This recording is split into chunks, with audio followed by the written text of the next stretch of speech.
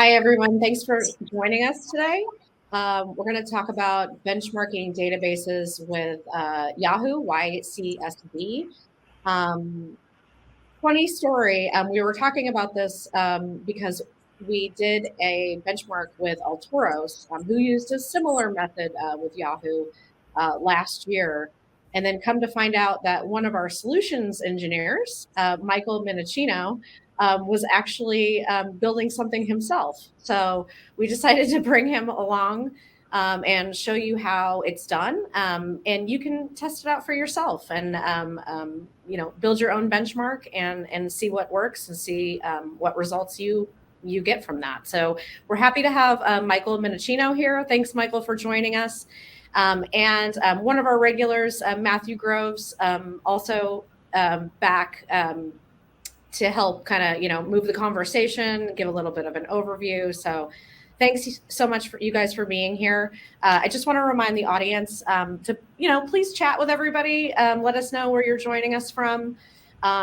Leave some questions in the Q&A, and Michael or Matthew will get to those as they come up. And then also in our documents section, we do have a link to today's presentation. So you can take that home with you. And if you're interested, we are running a series of Capella test drives. So it's 90 minutes to get up and running with Capella if the mood strikes you. So please check those out as well. And with that, I will go ahead and kick it off to Matthew and Michael. Thanks so much, guys. Thank you. Thank you very much, Suzanne. So thank you very much for joining me today, Michael. You've done some really, really cool stuff that we've worked on together over the last few weeks and months. And I'm really excited to show that off today and just talk about YCSB in general. Benchmarks is a topic that comes up a lot when it comes to databases and performance. And so happy to share some of the details about that and how you might go about building them yourself if you want to. So this is our agenda for today. Talk about the overview and what the goals of benchmarking are. We'll talk about why YCSB might be a useful tool for you. And then we're going to get into some discussion about server and serverless databases because they're both still very popular today. So how do we compare and contrast those? And then we'll get into the details of the process of how to run the benchmarks themselves and some of the things you'll need to understand and learn along the way. We'll show off some of the results that we've come up with recently. We run these benchmarks a lot internally, and we want to kind of talk about our process there and show some of those results along the way. And then at the end, if we have time for any questions, you want to jump on in and we'll address any questions. You can throw those into the Q&A box there on Goldcast, and we can look at those. We'll also monitor the chat for questions as well. But let's go ahead, and I want to start by immediately throwing it over to Michael here. I'm going to just stop sharing my screen and let him load up his. So we're going to kick off a live benchmark that's going to run throughout this presentation. And those take a little bit of time to run, so I thought we'd get that started first thing. And then as we get to the end, we'll explain more what's going on. So take it away there, Michael. Absolutely. Hopefully you can see my screen, and I thank you for that intro, Matt. So we're going to talk about this in depth as we move through the presentation. But as Matt said, since this is going to take a couple of minutes to run, we're going to go ahead and get this rolling before we step through the content. So what I did ahead of time, shortly before we joined this call, is I used a tool which we're going to discuss to deploy a 3-node Couchbase cluster in AWS, US East 1, I believe. So it deployed. The deployment includes 3 nodes for Couchbase and 1 node which is going to run the YCSB. You can see that information here. And I'm logged into that generator box. So I downloaded the YCSB Couchbase. That will be a topic of discussion later. I unzipped it, and then as you can see, I ran a quick test just to make sure the environment was copacetic, and it was. But to run this test, it's literally as simple as you see here. Download the file, unzip it, edit a properties file. In this case, I just changed the IP address to point to one of the nodes, and I changed the password to be the appropriate password, and then that's it. So we're going to go ahead and run. the run.sh script to get this test going. And then we're going to continue on. So I'm going to step into here, and we're going to get this going. Okay, excellent. So that is going to be running in the background while we go through the rest of these slides here. So let me just bring them right back up here, and we will come back to those. I know that's maybe a lot up front, especially if you've not done this before, but we will try to explain that as we go along. It takes some time. We want to get that kicked off so we're not sitting here with dead air and making you all wait. So let's talk about the overview of benchmarks and what our goals are. Now, what are we trying to accomplish and why are we doing this? So there's lots of reasons to run benchmarks. It's important to know performance characteristics of a software ecosystem, right? So we can use benchmarks to compare a new version of something to an old version. We're talking about databases today. So if we want to compare what's the performance change between version 7 and version 7.6 of Couchbase, for instance, we might want to compare performance on different cloud providers to help us decide, like, is it worth it to switch clouds or to go to the cloud in the first place? So we can compare Couchbase running on AWS versus Couchbase running on Google or even your own data center. And we can compare competitors. This is difficult because software is so different, and creating a true apples-to-apples comparison is challenging. We're going to definitely talk about that a lot today. But we want to show our work as much as possible. We want to open source as much of this as possible so you can submit improvements or changes and create your own versions, things like that. So if you have a flaw, you see a flaw, you have an idea to improve, you can contribute with a pull request and make it better for everyone. So the problems with database benchmarks, though, there are a few, right? They are beneficial, but they're only part of a larger landscape. So one of the things is that everyone is different. So if I run benchmarks using my web application, which uses Couchbase, can I safely say that switching your application to Couchbase will result in improved performance? And not really. I can't really do that because my web application may heavily be using key value and yours may be heavily using SQL queries or vice versa. So it's a little bit tricky to try and do that kind of comparison with them. Number two is specialization. There's a lot of databases out there. Some are very niche and very good at specific use case or specialization. Just from my early on in my career, I used Microsoft Access a lot. This has been a long time now. For a desktop user, it's adequate for small sets of data. It can be very performant, but that doesn't mean LinkedIn should use Microsoft Access for its user profiles, right? So there's specialization, there's edge cases, and different access patterns you have to think about. And number three is expertise is T-shaped, right? So to run benchmarks, you have to write queries or data interaction operations.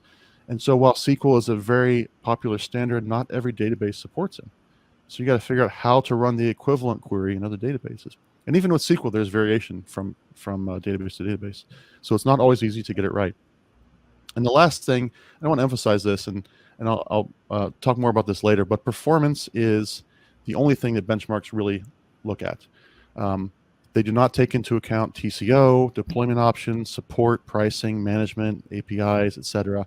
So benchmarks can be a useful tool, but they shouldn't be your only tool, or else you'll find yourself wanting to change databases, every other week. Every time there's a new minor release that has a small performance bump, things like that, or a modest leapfrog of the database you're using now. So performance is important. Yes, it's not the only thing. So what is a possible solution to this? So one of the answers is YCSB, which is Yahoo Cloud Serving Benchmarks. It's a very popular database independent benchmarking platform or interface, however you want to look at it. So what YCSB consists of is standard workloads. So there are workloads A through F to test various configurations of data operations. We're going to go over them in detail here.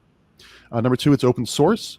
So there are drivers for dozens and dozens of popular and niche databases. Although, as we're going to discuss, the original source code is kind of stagnant, which means you have to do a little bit of extra legwork to chase down those forks and updates to get the latest versions.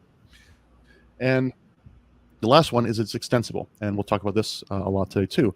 But if you have a workload that is substantially different than the core YCSB workload, you can use the same framework to create your own. So we're not going to be doing that today. We might discuss it a little bit, like some options you might want to do with that, but it's something that can help you solve that niche or edge case or specialization question. So YCSB, what is this? A little bit of history on it first. This was first released in 2010 to compare cloud databases, right? So a team at Yahoo, I believe, was trying to figure out which database can give us the best performance for specific workloads. A lot of different workloads at Yahoo at the time, anyway. And so the different workloads simulate different web applications, different access patterns, and different ways that interact with data. It was developed with NoSQL in mind, although as we're going to discuss later, it doesn't have to be exclusively NoSQL. And finally, it was open sourced by this guy, Brian Frank Cooper, who worked for Yahoo at the time and went on to work for Google.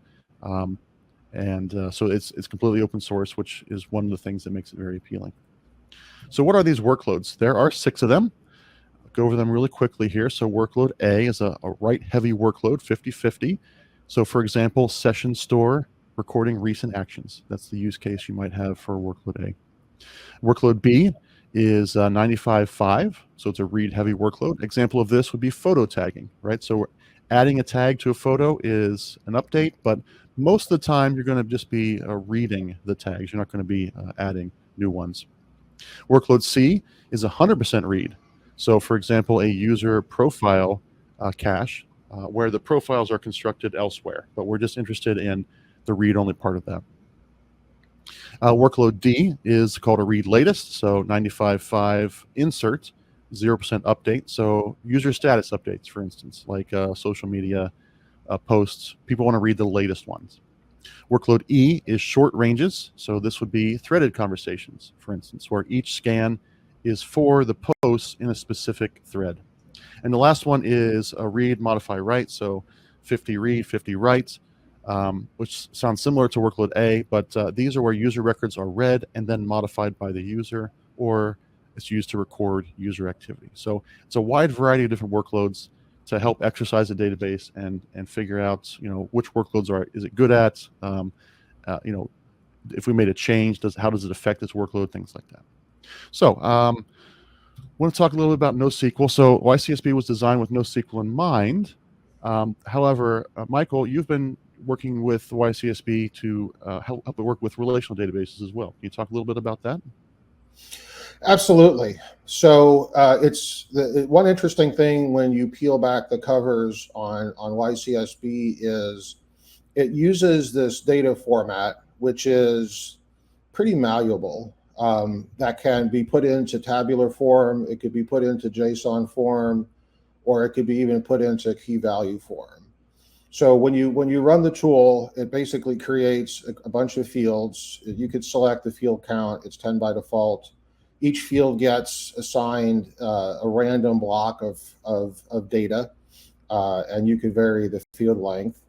But when you take a look at how that data is formatted, right, those fields can easily be put into columns. So as you can see at the top, right, we have a bunch of fields. So in an RDBMS, those fields are simply columns in a table. And then each of those rows contains the random data.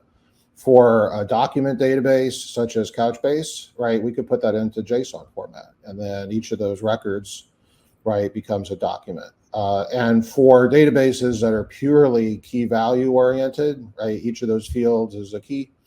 And then you have your random values for each of those keys. So by using that flat structure, you could pretty much put that data into anything. So as an author of a driver, you have to support the methods that the YCSB engine is calling during a test, but that's pretty easy, right? You have a read method, you have an insert method, you have an update method, you have a delete method, you have a scan method. So inside of those methods, you just implement it as appropriate for your database platform. So if I'm writing a driver for a relational database, I just take that data, which is passed to the method. YCSB is written in Java, so it comes in a map, which is like a dictionary in Python, right? So I take that data and I could just simply put it into a SQL statement or an API call or whatnot to put it into a relational database. Same thing for NoSQL. So all of these methods can easily be adapted for any type of database. And just some examples like, for SQL Server, MySQL, or something like that, right? Those tests use tables, right? The data goes into a traditional RDBMS type form. For Couchbase, obviously, we're JSON native, so we're going to put that data into a JSON document. Mongo uses their proprietary document construct, and Redis, being key value, they use their HM set command, which basically sets a bunch of keys to a bunch of values, so forth and so on. Right, exactly. And with the Couchbase driver, I don't know if we're touching on this or not, but Couchbase does support SQL as well as key value operations. So it might make sense for certain workloads to use SQL and for others to use key value, in order to maximize performance. Would that be correct in saying that, Michael? Absolutely, absolutely. Yeah, and as you know, I have a project that's going down that path. But yeah, absolutely. Since Couchbase supports ANSI SQL or document get put in a key value fashion, you could interact with Couchbase in either way. So you could use a test like this to interact with Couchbase via either way. In fact, the Couchbase driver for the scan is using a select, right? Because on some database platforms, they have a scan, like the traditional key value platforms is really where that scan test originated. Like, for example, if you had a chat, right? So like each chat message was a key value pair, and you needed to retrieve all of the chats within a time window, that would be a key value scan. Inside of Couchbase, right, if you're doing keys, the keys or the document IDs, we're just simply doing a select. We're doing select star from the table, starting at a particular one. So where all the keys are greater than or equal to the one that's being passed into the method, limit the count. And that's our scan. Right.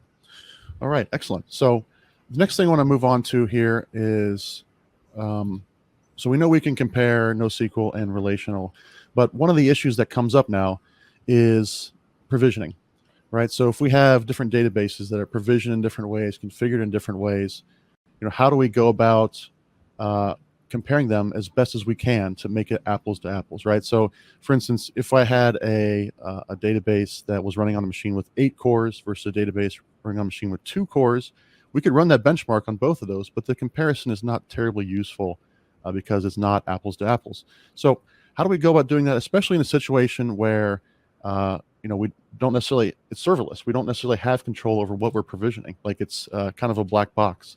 So Michael, could you maybe talk about some of your thoughts on provisioning servers and then maybe move on to your CloudFormation tool and serverless? Yeah, absolutely. So I've always been a firm believer in automation in all of my prior roles. Not only for consistency and stability in production, but also as a developer, the less time that we spend on mundane tasks, the more time we spend writing code. But especially when it comes to benchmarking, you want to make sure when you're doing multiple runs, when you're comparing A versus B, you want to make sure that you have consistency. And I think the best way to have consistency is to use some form of automation. Otherwise, you're going through a bunch of iterations. I might type 4 once and then type 5, on another iteration, and now we have an asymmetric test, right? Something has too much of something or too little of something. So I think automation and orchestration is extremely important. Now, of course, the options that are going to be available to you are always going to vary.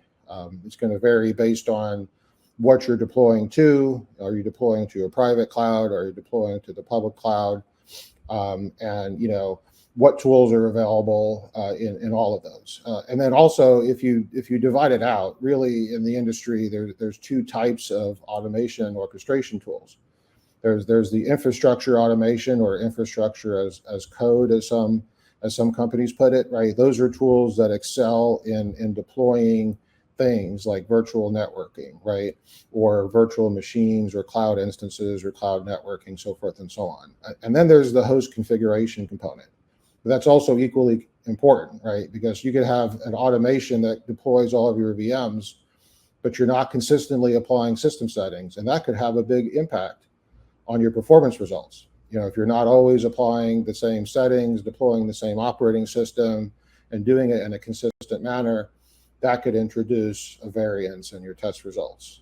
So I think it's important to automate the deployment of the assets that are going to run the software, and also to apply consistent configurations across the environment. So just some notes on tools. This is not an all-inclusive list, right? These are just some suggestions of things to do. So like the first thing I want to call out is whenever I do a test, as you saw from the YCSB Couchbase distribution, the test run is fully scripted, right? So it's easy to run a test and not have to think of, what options to pass.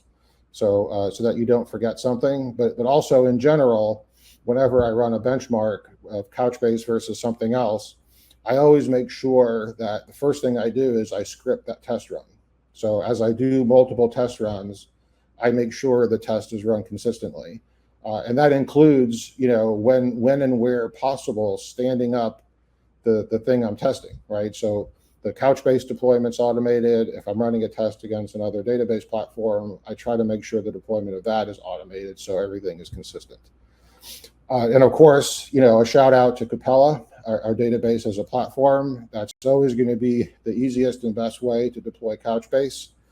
It's an easy to use, HTML driven, a database as a service across all of the public clouds. So that is definitely the easy button for deploying Couchbase. Some notes on infrastructure deployment options. Terraform, popular one. I'm sure a lot of people on this call either know about it or use it. Terraform is awesome at standing up, cloud virtual networks, cloud security, and then cloud instances. AWS CouchFormation, that's AWS specific.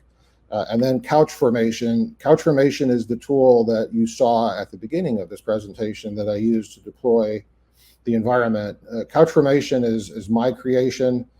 It's open source. It's on Couchbase Labs. It primarily deploys Couchbase in our Sync Gateway product and configures them. However, as we're going to discuss on some later slides, it could also deploy generic nodes as well that you could use as a basis to set up other stuff. And then host configuration options. CouchFormation has its own bundled capabilities to configure hosts, but some general ones would be Ansible, Puppet, and Chef. Ansible probably being the most popular one, but I'm sure you recognize all three of those. Yeah, so let's just show a little bit of CouchFormation examples here. So this one here is for cloud IaaS. So this is where you're using, I assume, VMs. And so CouchFormation can spin up those VMs and deploy certain configurations to them. So in this case, it's generic and Couchbase. So maybe you can walk through this really quickly. Yeah, sure. So CouchFormation is written in Python. It's a Python installable package. So you get CouchFormation by installing it from PyPI, and instructions on how to install it and use it are on the GitHub page that I referenced on Couchbase Labs. But basically, once it's installed, your Cloud Manager is the primary utility that you use. So you use Cloud Manager to create two configurations here in the same project, and then you deploy that project. So the first configuration is of type generic. So generic is, as the name implies, a generic node that's consistently configured to a certain baseline of software. So in this case, we're deploying Ubuntu 22.04. So that's going to get deployed. The software is always going to be consistently configured up to a point, but no additional software is being put on there. So it's a perfect node to run Java, because Java is part of the generic baseline. So once that generic node comes up, right, you're off to the races. You could just download that zip as I showed you, and you're off and running. And as you can see, you supply an SSH key so you can access it, because we're putting it into AWS. So access is going to be restricted. We're specifying the version, and we're saying machine type 8x32. It's a shortcut to say 8 virtual CPUs and 32 gigs of RAM. And we're only going to deploy one of those. And for Couchbase, build type CBS is build a Couchbase cluster. As Matt said, this is going into IaaS, so it's just going into your AWS environment. We specify the same project name, so it gets included with the generic. And then we have 3 of those. So a 3-node cluster, all the other attributes are the same.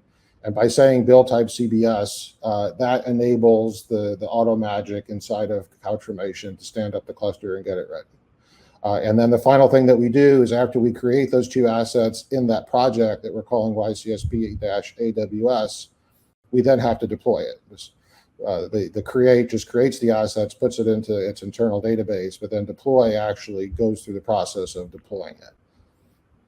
Right. So when you run that Cloud Manager deploy, there's going to be 4 total servers that are created and provisioned, and then 3 of them will be running Couchbase server on them, and 1 will be running on Ubuntu, and then 1 will be running just Ubuntu itself. So if we wanted to use a DBAS option instead, so with Capella, that's the DBAS option for that.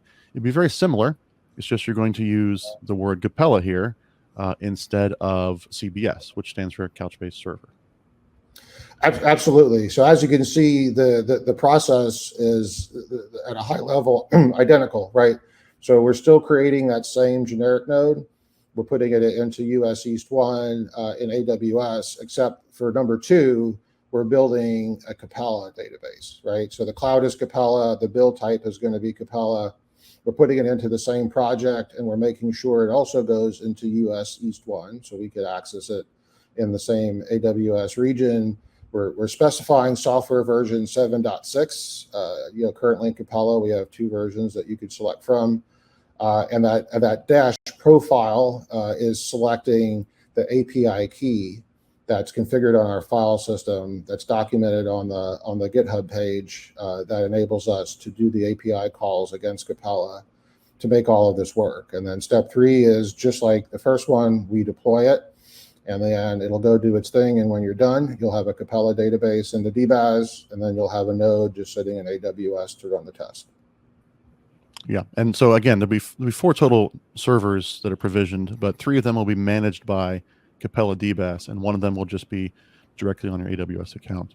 So you might be looking at this and saying, well, this is very, very Couchbase specific. Can this tool be used for other databases as well? And the answer is yes. So there is a more general way you can provision and configure some servers on AWS or Azure or elsewhere. So there's this concept of generic, which we talked about for, that's where you're going to run your YCSB drivers, but there's also this database option there.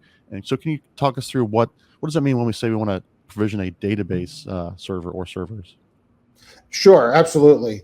So you can see number 1 is the same generic recipe, right? So we've already covered that. Now, number 2, the build type, we're saying database. So database is a little bit of a different recipe. And also for this command, we have to supply some additional options because there isn't a built-in recipe inside of Couchbase to supply all of these parameters, right? So for one thing, from a software baseline perspective, by saying build database, that's going to tell CouchFormation, okay, so in addition to the generic software load, so database builds on top of generic. In addition to the generic software baseline, we're also going to make some configuration changes that are typical for 80 to 90% of database nodes. We're going to mount a data volume. We're going to make sure that data volume is mounted on /UO1 and ready to go. So after the database node build is complete, you'll have a node, that's generic, right? Plus a couple of additional configuration changes, which are good for most database platforms. And you'll have /UO1 mounted as an XFS file system ready to go. So in addition, right? So over here, we're uploading a software package because in this case, let's say, I know I want to install, software package XYZ. And it's distributed as software.tar.gz. So as a convenience option, we're going to upload that, and it's going to be in /var temp rather. And then also we want to make sure we open the appropriate ports, right? Because otherwise, it's only going to open the ports that it needs, and the ports that connect to whatever software you're installing will not be available. So we're going to open port 8080, 888, 999, whatever you need to put in there. You can specify the port ranges as a single port /protocol or a port range. And then we're going to deploy it. And then when you're done, you'll have 4 nodes. You'll have 1 node, which is the generic, and 3 nodes better of type database with that file present in var temp. Yeah, so CouchFormation, what it does, it gives you options to be increasingly specific. So you can create a generic node, which is where you'd probably run your driver, a database node, which you'd probably install, whatever database software you want to put on there, and it's a little more specific.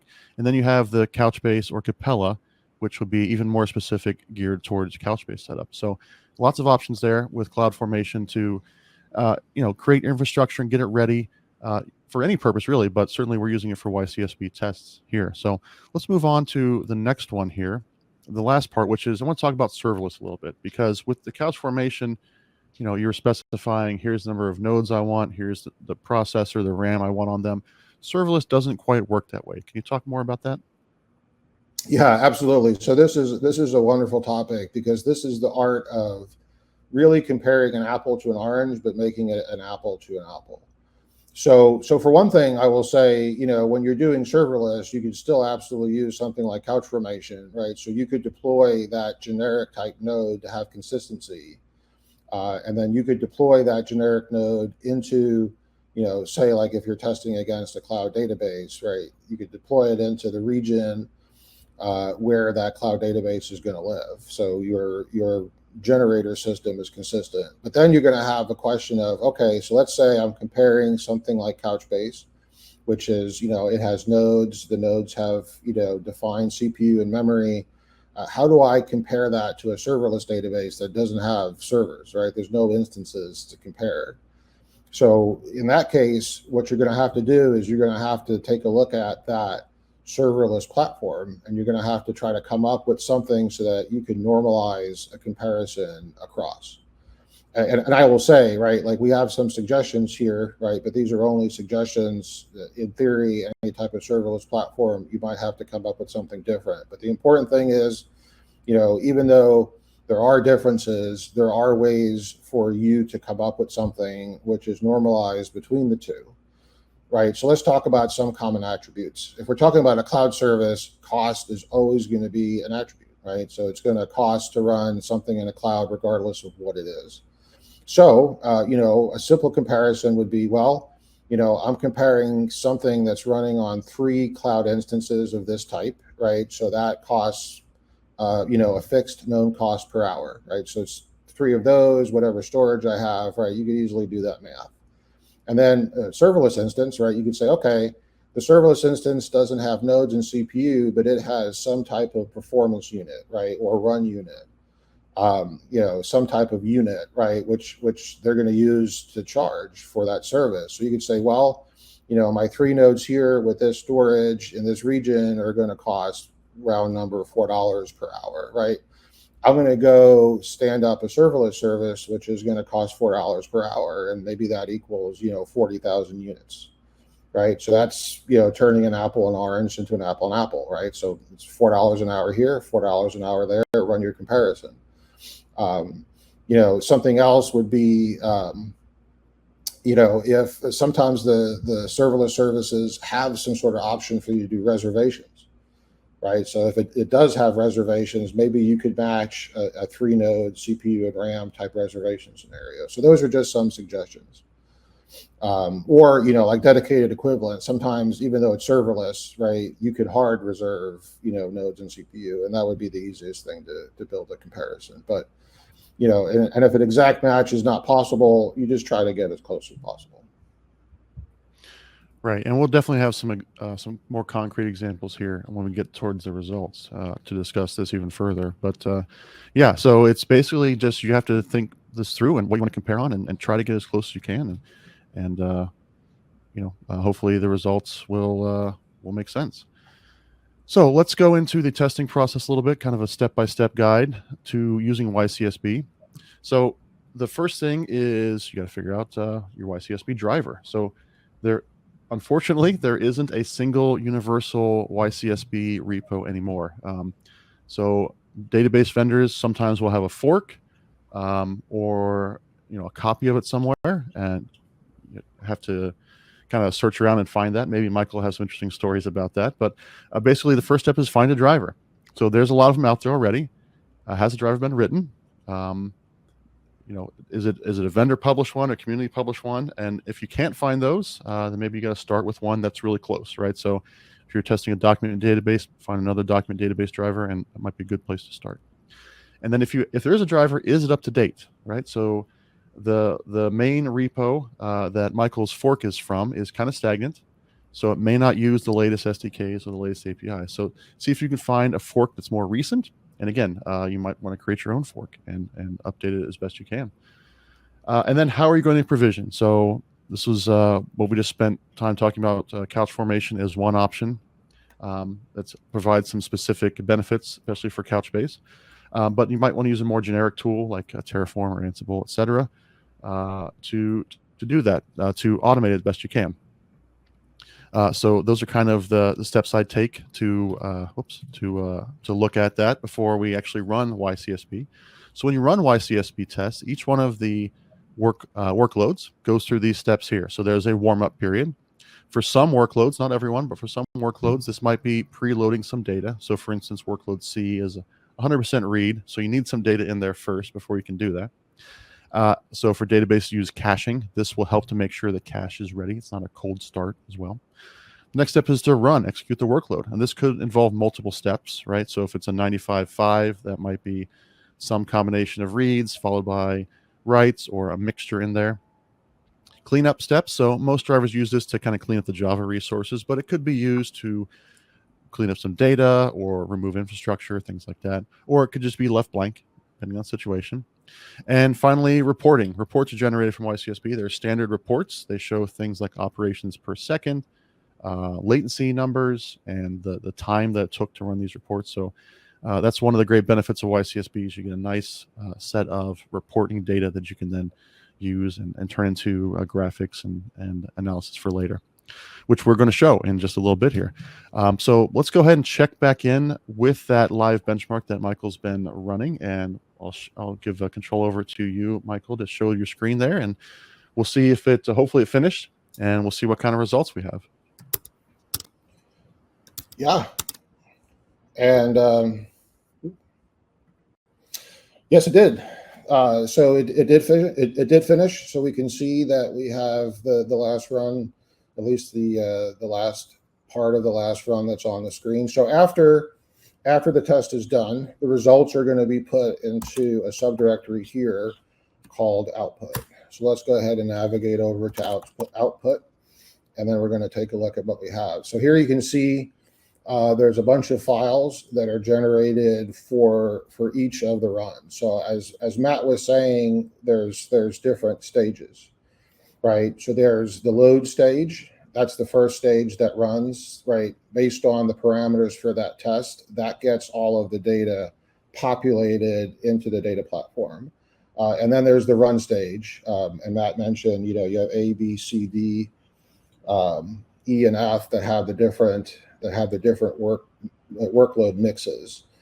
There's some additional files here. There's output.log. It's typically 0 unless something has logged a message. All these are 0.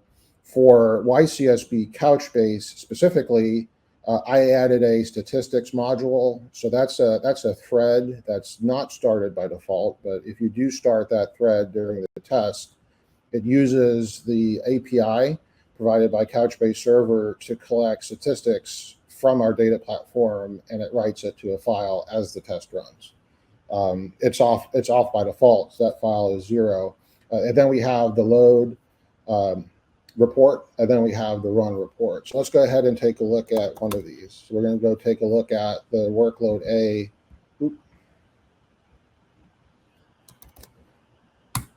Report. So this is a standard YCSB report. While everything is happening inside of YCSB, right, there's a tracer that's running always in the background, and it's collecting a whole bunch of stats. And at the end of the test, right, it gets boiled down into this report. Now, the sections here are going to vary based on the types of workloads that you're running. If you're doing inserts, if you're doing updates, reads, read, write, modify, so forth and so on, all of the above. But the report will always follow this general format. So you can see overall, right? Overall is typically the one I'll look at just from a high level, right? So overall, right? We had a particular throughput of ops per second, right? We had 37,000 ops per second loading data into the database, and that was the overall runtime. Some garbage collection stats. I wouldn't expect you to look at that unless you were doing some troubleshooting, and then clean up the same thing. But you can see the insert stats. In terms of average latency, min, max latency, so forth and so on. That could be interesting. Like, for example, if you want to test, I have an app that's in AWS US West, and I have an app that's in AWS US East, right? But the database only lives in East, right? So it might be interesting to run one of these tests, from West to East, and take a look at what the differences are in the latencies, going across the cloud provider's WAN, from coast to coast versus being within region. But let's go ahead and take a look at the run stats, right? So we have the load.dat. So the run stats are going to be in run.dat.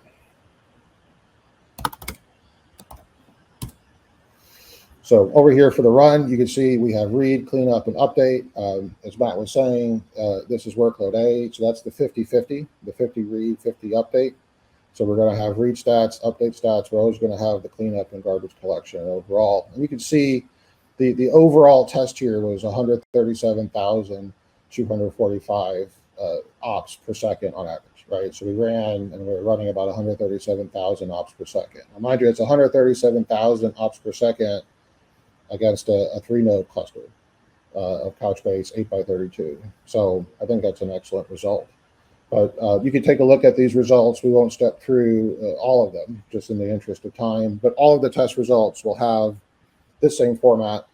And then if you want to save it, you could just zip this up. If you rerun this test, it'll put the new results over here in this output directory. So what I do is, if I run this test multiple times and for whatever reason I want to keep the entire result set, I'll just do a zip here, zip up all of these files and put them somewhere. And then when I rerun the test, I'll have a fresh set of results here in this directory. All right, excellent. So that is the raw results that YCSB provides. And, one of the things you can do is kind of put that into a spreadsheet and a nice graph and show off those numbers in a little bit more visual way. So that's what we've done in our next section. We want to show some results of comparative benchmarks that we've run recently, maybe in the last few months. But before I show results, I want to do a quick preamble here, because I want to just make sure that you understand the only way to get truly accurate and relevant benchmarks for your use case, for your infrastructure, for your situation, for your budget, is to run them yourself.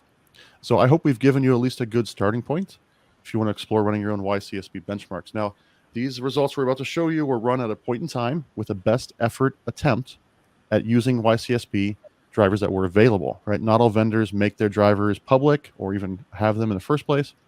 So oftentimes we had to start with the old version and make updates. Michael's done some very good work in this area and put them in his repo. So you can submit a pull request or a fork and make your own tweaks and improvements. Databases also have a whole world of options and configurations. We've tried to make things as apples to apples as possible. Finally, one minor point is that this is all run on cloud infrastructure or cloud DBAS. And there's sometimes variations running at certain times of day. It just happens sometimes in certain regions, etc. So we're going to show some actual numbers here, but generally speaking, don't look at those as an actual SLA or a guarantee or anything like that. Just consider the overall magnitudes. And then I think Michael summed this all up when we were practicing this.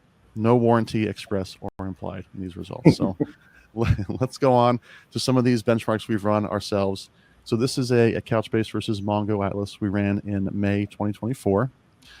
So I think the visual kind of speaks for itself here, but some things we want to kind of discuss here is the costs there, the Mongo Atlas costs and the Capella costs. And there is some question about what's included in those costs, especially when it comes to cloud costs. So can you talk about that a little bit, Michael? Yeah, absolutely. So this was an interesting one because especially when you chose a deployment mode for Mongo Atlas,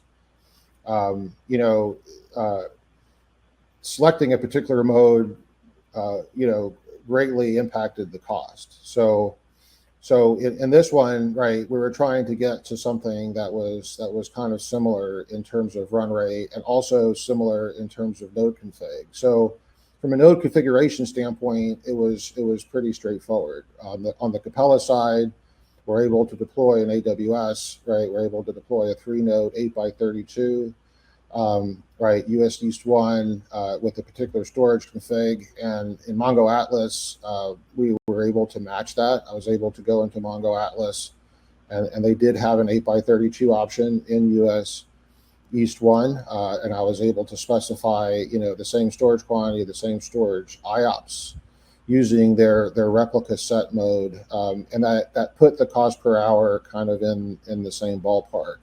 Now, there was another mode where I could have stood it up where it created basically an exponentially large number of nodes, and that put the cost well above. So it's one of those things, as we mentioned on the prior slide, right? When you're doing these things, you just kind of have to try to decide what you're going to compare, and then just go with it. But these are the results that we got.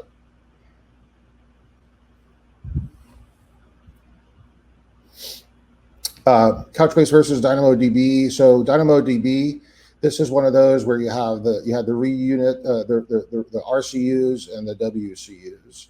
So as a serverless platform, I tried to figure out how we can kind of do this comparison. So what was interesting was you can see that the cost disparity here. I initially tried to get to the same cost basis, but when I ran the test, it actually didn't work on DynamoDB. It ran fine on Capella, obviously, with the 3 nodes as shown here, but the Dynamo one wouldn't work. So I stepped up the RCU, WCU basically right to the threshold where the test would succeed without having issues. And then these were the results that you see here. So, I mean, let's talk a little bit about this, the validity of this test and the serverless nature of Dynamo. Like, the costs seem very, very different. But, it seems like Dynamo, the use case for Dynamo might be a little different. That might not be demonstrated very well in this benchmark. But, maybe Dynamo would make sense if you have a different type of workload where it's not being used 24 hours a day, for instance. What would you say to that? No, I think you raise an excellent point, right? Because, and you said it perfectly at the beginning of the presentation. A benchmark is only one metric of many metrics, right? So, an example I use is, a benchmark might be important or it might not be important, right? If I'm going to be racing a car, then the car I select is extremely important, right? If like the amount of time it takes me to get to the grocery store costs money, then I want a fast car. If it doesn't matter, then it doesn't matter if I have a fast car, right? So in the case of DynamoDB, as Matt said, it was probably targeted towards a different type of workload, which was not, like this YCSB test, which is doing an unconstrained, amount of IO to it, which is why I had to step up the RCU and WCU to get the test to succeed in the normal mode, which is an unconstrained amount of workload, basically as much as the database platform can sustain.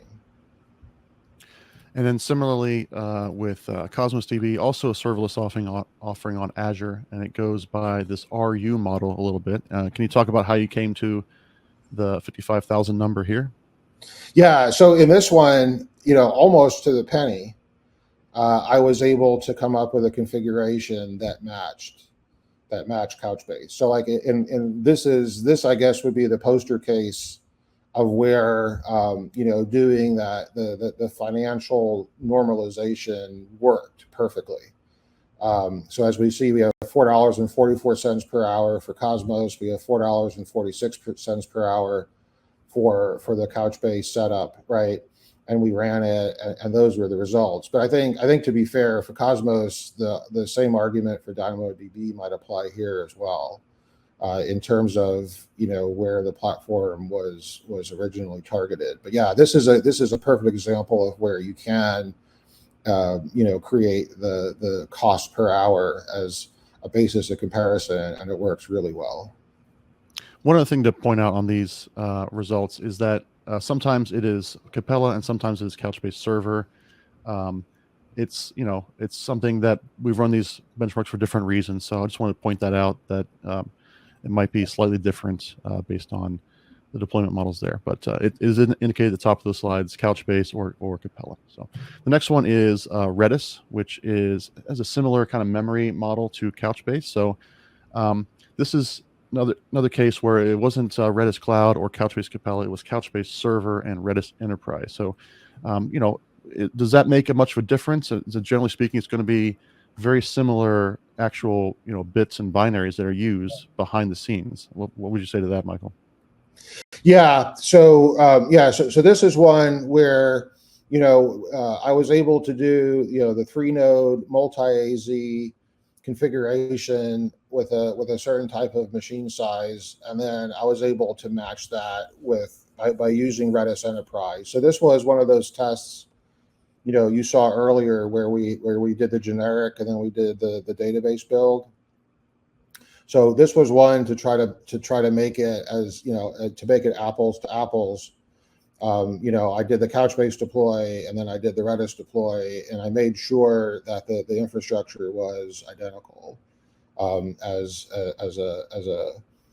a basis to run the test. Because sometimes you'll see you have different options that are presented to you, right? That you have an option to download the bits and run it. You have some type of web version, and maybe when you look at the web version, you could just tell based on the way the as a service was built, there's no way to make it apples to apples. However, if you download the bits, you could definitely make it apples to apples. So if you have that option, obviously pick the one that gives you the most equal comparison. One more I want to show here is, I think, interesting because it is a relational database in comparison to Couchbase. So this is a little trickier, I think, to figure out how to actually provision the servers and RAM because of the way that SQL Server scales differently than Couchbase. So in this case, Couchbase has 4 nodes, whereas it looks like SQL Server has 1. So you talk about why you think that might be a good apples to apples comparison? Sure. Yeah. So in this case, SQL Server, like a lot of traditional relational databases, is a scale-up platform. So unlike other enterprise RDBMSs, SQL Server has mirroring options and they have replication options, but none of them are true multi-active. In terms of all of the nodes actively participating in the cluster and actively taking both read-write transactions. So because of that, right, since it's a scale-up platform, the thought was, okay, Couchbase is scale out, SQL Server is scale up. So what we'll do is, across the Couchbase cluster, we have an aggregate number of cores and an aggregate number of memory, right? So we'll build a Couchbase cluster, right, 4 node, just to make the math simple, right, with 4 vCPUs and 16 gigs of RAM each. So then we're going to do a scale-up system, which is going to have 16 processors and 64 gigs of memory. So we basically take in all of the aggregate CPU and memory that's available to Couchbase, and we put it into a single node, right, to give SQL Server, horsepower, because it was designed more around a scale-up as opposed to a scale-out. And then we collected the results. One other thing we discussed briefly when we were going through this is TPC benchmarks. Now, we haven't discussed that very much at all, but can you talk about that briefly? Yeah. So in the relational world, historically, TPC has been one of the benchmarks that's used, for Oracle specifically. Swing Bench is a popular one, or SLOB. And then, SQL Server, right, has some benchmarks, right, that are targeted for it. But TPC is kind of like at least it was for a period of time, the recognized database agnostic one. However, the setup and run of a TPC type test is completely different than the setup and run of a YCSB test, right? YCSB uses, right, a common common row format or a common document format, right? So the tables are structured very uniformly. The data is uniform, and what we're doing is, right, we're testing a transactional volume against the platform. TPC is completely different, right? It's a totally synthetic schema with referential integrity that's meant to mimic like a decision processing system, right, or a transaction processing system. So like an OLAP or OLTP type workload, right? So to set that up, you have to create, right, a whole bunch of tables. You have to insert a whole bunch of data in a particular order to make sure that you have referential integrity in it. And then even the TPC tests, right? It's not like YCSB where we're doing a read, insert, update, delete, scan type operation. TPC tests are adding a new order, right? Or I'm adding a new customer, right? Or I'm processing a shipment, right? So those are complicated things. So it involves a lot of code. It involves multiple CRUD operations against the database. So the tests are fundamentally different than what we're doing in YCSB. Okay, so those are the results we have to share with you right now. We've got a couple more that I want to mention briefly. So this is a report from Altoros. I think Suzanne mentioned this early on, but this is a third-party report that also runs YCSB benchmarks. And this is about a year old at this point, but it does compare multiple deployments and multiple scale. So that's another important aspect of benchmarking. Like if we could compare 3 nodes to 3 nodes, but then what happens if we need to go up to 6, 9, or 18 nodes for really large scale deployments like that? So like maybe 2 databases are very close at a 3-node deployment, but when scaling up, Couchbase, for instance, really pulls away towards those bigger scale deployments. Another third-party one is Benchant. Find them at benchant.com. They have something called the Benchant database ranking, and they test on multiple cloud providers, multiple benchmarks, multiple workloads, not just YCSB, by the way. And Couchbase still does really well on this. And some of the things they mention are latency, but also monthly costs and throughput per cost. So how many operations per second per dollar, for instance. By the way, this is Community Edition 7.0. They will be adding, I think, Enterprise Edition to this as well. To that soon. I don't have a time frame on that exactly, but that will be coming soon. And then another thing that Benchant has is something called the DBAS Navigator, which is a DBAS specific comparison. Now, I like this approach a lot. As I mentioned early, and as Michael also mentioned, performance is really only a part of the picture when you're making decisions. And this approach is a little bit more holistic, right? So performance is one of the 5 total dimensions, but there's other aspects in there, and there can be somewhat subjective in there as well. But these scores can also be weighted. So if you want to go into Benchant and you say, well, performance is important to me, I'll move the slider over and to 2x. So it's more important than these other aspects. And so it'll adjust the score and weight the score appropriately. Just a quick summary of what these 5 things include. Actually, probably a little low on the time. So you can go into benchant.com and expand these and discover all the different aspects for yourself there. So with that in mind, I thought we had a slide with links in it, but I guess we don't. They are the links are in the presentation. So when they get the presentation, right. There's a bunch of links in there. There's a link to CouchFormation. There's a link to YCSB Couchbase, and then my other YCSB distro. So right. So I think someone in the chat linked to the one on Couchbase Labs, but I think you want to check out Michael's distro specifically. It's a little more up to date fork that includes non-Couchbase drivers in there. Just a reminder too, you will receive a copy of the recording of this tomorrow within 24 hours. I'll go ahead and add the Altoros report, the Benchant link, if you'd like to look at that, to the docs section, and you'll have access to all of that documentation there as well. So we got some questions we can work through here. The first question we had was about a blockchain-based product. So I don't think we've tested any of those, but do you think a blockchain tool could be benchmarked with YCSB? Potentially, it's definitely. I think it would definitely be an interesting experiment. The trick would be translating the core YCSB methods to something that makes sense inside of the blockchain platform. But in a vacuum, it's software.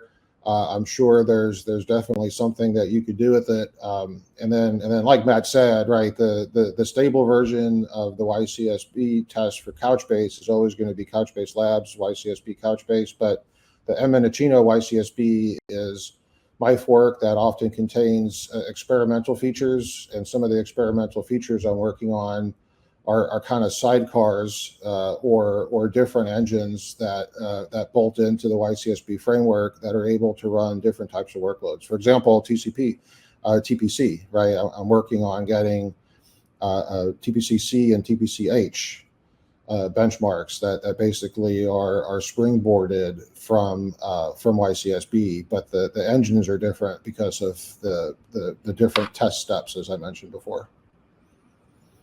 Another question is, are these workloads available to run our own tests with YCSB? I mean, absolutely. That's the whole point of this is that you run them yourself. We have the source code there. And what I'd really like to see, I hope you agree, Michael, is if someone comes along who's an expert in Redis or Dynamo or one of these things that we've done comparisons against, that they can go in and say, oh, actually, if you just make this one tweak or use this different command, it's going to improve the performance there. So we definitely like to see those contributions to that. So one more question here. I think we have time for, well, maybe a couple more. So one of them is about some of those results slides. They showed multiple bars on there. And this is mainly just we don't have a room to show all the details, but I think for SQL Server, for instance, you ran 3 total configurations of SQL Server. And again, we don't want to focus on the details too much, but there are some additional configurations in there of SQL Server to compare against Couchbase. Anything you want to point out there quickly? Sure. Yeah. So like when there are options for you to tweak something, when I'm comparing Couchbase versus something else, I'll do that and I'll show the results. As you could tell, the last one definitely improved the performance for SQL Server. But like sometimes it's pretty cut and dry. You run it against Couchbase, you run it against something else, and those are the results. Sometimes, for various reasons, it's good to show that, here's different configurations that I ran or different types of settings that I ran. And then these were the results. Can we sneak in one last question, Suzanne? Is that okay? Yeah, hit it. We still got folks online, so. Okay. Yeah. The question here is about the concerns about the long-term viability of YCSB because of, we talked about the stale branches and the stale core repository. I mean, my opinion on it is that the YCSB is a really good and active standard. It's just that the code itself is kind of, some people a little cagey about it. Some vendors are a little bit reticent to publish those, things like that. So, I mean, what are your thoughts on it, Michael? Yeah, I've done obviously I've done a lot of research on the topic. I've found that some vendors coincidentally did the same thing that I did. They forked it, and then they have a distribution which has the YCSB core and then their driver, and they have folks like myself that keep it maintained. Other folks just, they get the Brian Frank Cooper one and they either use one of the drivers that are in there or they add a driver. At the end of the day, the core piece of YCSB doesn't really need to evolve. I think where the code base is right now, it gets the job done. So yes, if you go to Brian Frank Cooper, you can clearly see that that it has not been worked on in some time, but I don't think that necessarily impacts any of the tests. In terms of the results that you could get, it's all about the driver, and as long as you use an up-to-date driver, then I think it's still a valid test. And then you have people like myself, right, that keep it alive. We have it forked, and we're doing work with it. Keeping core untouched so that you could run tests using YCSB core and the results are always consistent. But in parallel to that, working on some other stuff. So there, if we have time, there was a great story you told me about the YCSB driver for, I think it was Cosmos. You're on the hunt for that one, and you found one in kind of an unlikely corner. It was one of the Google Cloud databases. But yes, so someone inside of the company, on behalf of one of their customers, asked for a performance comparison between Couchbase and another database. And that database was not in the Brian Frank Cooper distro. It was not in any of the easily locatable distros. So before I went and wrote my own, I did some really deep and creative searching, and I stumbled across a driver that was in a GitHub pull request. So someone wrote it, it was out there. It was actually fairly recent, but it was sitting in the pull request. So I went into the pull request, extracted it, and then put it into my YCSB distro, and it worked fine.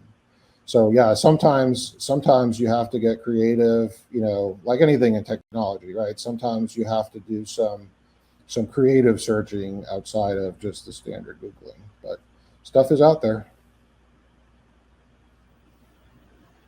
Hey, thanks so much. We're going to wrap it up. Thanks everybody for hanging out a little bit longer with us, and super appreciate the questions.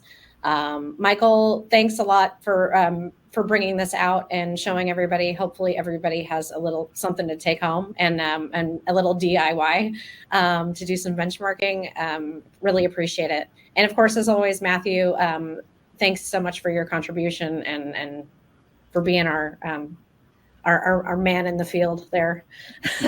So take care, everybody. Have a great day, and we'll see you soon. Thank you. Thanks, everyone. Thanks, Michael. Thanks, Suzanne.